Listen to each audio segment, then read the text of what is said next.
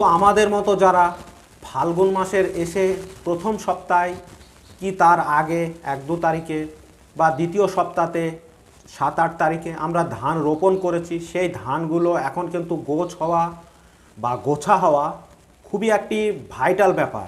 তার কারণ যে ধানগুলো আগে লাগানো হয়েছে সেগুলো তো গোছা হয়ে গেছে, তারা এখন একটা পিরিয়ডের মধ্যে আছে, যেই গরম পড়বে তো সেই ধানগুলোর আমরা যেটা থোড় বলি, শীষ বলি, সেটা বেরিয়ে যাবে।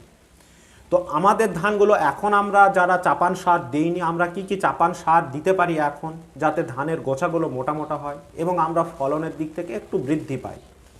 তো আজকের ভিডিওতে সেটা নিয়েই আলোচনা করব সম্পূর্ণ ভিডিও জুড়ে। আপনারা একটু স্কিপ করবেন না। যারা লেটে ধান লাগিয়েছেন ফাল্গুন মাসের প্রথম সপ্তাহে, তারা অবশ্যই ভিডিওটা সম্পূর্ণ দেখুন, এবং যারা আগেও ধান লাগিয়েছেন তারাও সম্পূর্ণ ভিডিওটা দেখুন।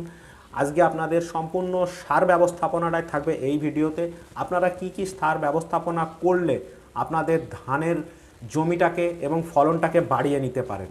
তো আমার জমিটাকে একবার দেখুন। তো আমার জমিটা, এই যে জমিটা দেখছেন, এই জমিটা আমি ফাল্গুন মাসের 2 তারিখে ধান রোপণ করেছি, এবং আজকে ফাল্গুন মাসের প্রায় অর্ধেকেরও বেশি হয়ে গেছে।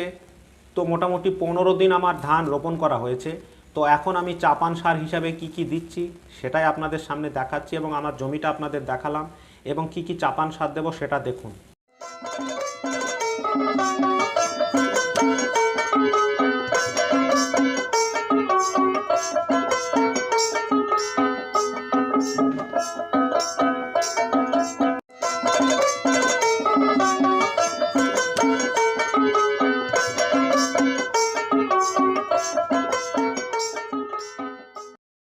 দর্শক বন্ধুরা দেখুন, আমি আমার এই যে বোরো ধান, এই ধানটি আমি একটু লেটে লাগিয়েছিলাম। আগে দু কথা বলে নিই।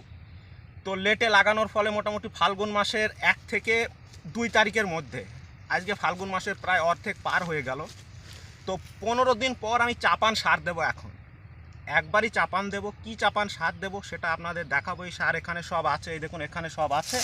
তো এগুলো আপনাদের ধরে ধরে সব দেখাবো কি চাপান সার দেব। তো প্রথমে আপনাদের দেখিয়ে নিই। এই দেখুন, আপনারা উপরেই যেগুলো দেখছেন এগুলো খোল, এগুলো আমাদের সর্ষের খোল। এখানেই দেখছেন এগুলো ইউরিয়া, এগুলো পটাশ। এই কালো কালো যে দানাগুলো দেখছেন এগুলো ডিএপি, আর এর সঙ্গে যে সরু সরু দানা আছে এগুলো অ্যামোনিয়াম সালফেট, যেটা বাজারে পাওয়া যায় ওটাই। তো আমার 1 বিঘা জমির জন্য আমি কি কি দিয়েছি এখানে একবার আপনাদের বলে নিই। এখানে 10 কেজি ইউরিয়া আছে, 4 কেজি লাল পটাশ আছে, 4 কেজি ডিএপি আছে, 5 কেজি খোল আছে ও 2 কেজি অ্যামোনিয়া আছে। তো এ কটা আমি ভালো করে মিক্স করব। আর এর সঙ্গে যেগুলো আমি অনুখাদ্য মাইক্রোনিউট্রিয়েন্ট হিসাবে যেগুলো দিচ্ছি সেগুলো দেখুন। এই দেখুন, পরিষ্কার করে দেখুন, এখানে সালফার 80%। তো সালফারটা আমি দেব। এখানে এই দেখুন বায়োসিমুলেটেড টোকি কোম্পানির, যেটা সিউইড এক্সট্রার, সেটা দেব 1 কেজি।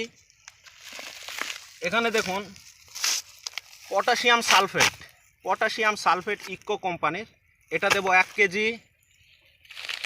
এখানে দেখুন শক্তিমান কোম্পানির জিঙ্ক 21%, এটা দেব 2 কেজি। 2 কেজি দেবো এটা। আর যেটা দানা বিষ, এই দেখুন দানা বিষ, তো এটা দেব 1 কেজি। তো সমস্ত মিশ্রণটা করে নিই, তারপর সমস্ত মিশ্রণটা কেমন হয় আপনাদের সম্পূর্ণটা দেখাবো। আগে মিশ্রণটা আমি করে নিই। দেখুন বন্ধুরা, সমস্ত কিছু মেশানোর পর আমার মিশ্রণটা ঠিক এই রকম এসে দাঁড়ালো। তো টোটালে এখানে সারের পরিমাণ আছে 30 কেজি মতো, আনুমানিক 30 কেজি, হয়তো 2-1 কেজি কম বেশি হতে পারে। তো এই 30 কেজি সার আমি 1 বিঘা জমিতে দেব। তো যাদের 33 শতকের জমি, 1 বিঘা জমিতে এরকম মিশ্রণ করে আপনারা 30 কেজি দেন। তো দেওয়ার পর আর কিছু দেওয়ার দরকার নেই। যেটা মাজরার জন্য স্প্রে সেটা তো করবেনই, কিন্তু সার হিসাবে আর দ্বিতীয় কিচ্ছু দেওয়ার দরকার নেই। আপনারা এই সারটা এইরকম মিশ্রণ করে একবার দেন জমিতে, মিশ্রণটা ঠিক এইরকম হবে। এই দেখুন তো মিশ্রণটা কেমন হয়েছে, এই রকম মিশ্রণটা হবে। তো এটা আপনারা জমিতে প্রয়োগ করুন, দেখুন কি হয়। তো আপনারাও চাপান সারে এগুলোকে রাখতে পারেন। এগুলো দিলে আপনার ধানের গোছা এবং ধানের যে পরিপূর্ণ একটা খাবার, এক কথায় বলবো ধানের পরিপূর্ণ খাবার ধান পাবে। এবং ধানগুলো খুব তাড়াতাড়ি দেখবেন গোছা হবে এবং সবুজ একটা ভাব চলে আসবে, হালকা সবুজ একটা ভাব। তো এগুলো আপনারা অবশ্যই দেবেন। আর ভিডিওটা আপনাদের কেমন লাগলো অতি অবশ্যই আপনারা জানাবেন, কারণ আপনারাই আমার ফারহান অ্যাগ্রো ফার্ম চ্যানেলের সদস্য। আপনাদের মতামতকে আমি যথাযথভাবে সম্মান করি এবং আপনারাই কমেন্টে অবশ্যই লিখে জানাবেন যে আপনাদের ভিডিওটা কেমন লাগলো। যদি ভালো লাগে একটা লাইক দিয়ে যাবেন, আর যদি খারাপ লাগে তাহলে অবশ্যই ডিসলাইক করতেও ভুলবেন না। তা যাই হোক, আপনারা সুস্থ থাকবেন ও ভালো থাকবেন ও আপনারা মন দিয়ে আপনাদের চাষবাসগুলো করুন।